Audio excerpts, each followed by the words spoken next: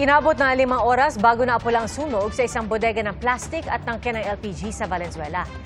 Dumagundong pa ang mga pagsabog habang inaapula ang sunog. Saksi si Jamie Santos.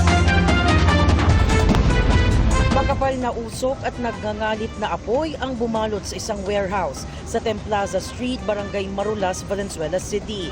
Itinaas ito sa second alarm pagsapit ng 2:09 ng hapon. Matapos lang ang ilang minuto, itinaas na ito sa ikatlong alarma ng BFP. Makikitid ang mga daanan at napapalibutan ng mga bahay ang warehouse, kaya't hirap ang mga bumbero na pasukin ang pinakagitna ng apoy.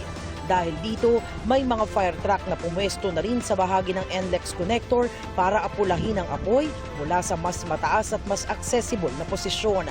Nagpatupad ng mahigpit na seguridad ang mga bumbero. Pinalayo ang mga residente lalo na't may ilang nakitang pinupulot ang mga tangke ng sumabog na LPG.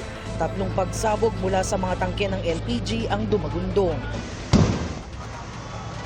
Ayon sa Valenzuela City BFP, ang warehouse ay naglalaman ng houseware, plastic at LPG tanks. Nasa 100 maliit na LPG tanks daw ang nakaimbak na i-deliver na sana. Dahil holiday ay wala silang pasok. So, naka-stock sa warehouse and ngayon nga may nangyaring incident sa katabing bahay. Alas 6 ng gabi nang ideklarang fire under control ang sunog. Inaalam pa ang sanhi at halaga ng pinsala.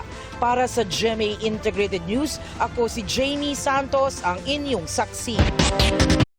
Mga kapuso, maging una sa saksi. Mag-subscribe sa GMA Integrated News sa YouTube para sa iba't ibang balita.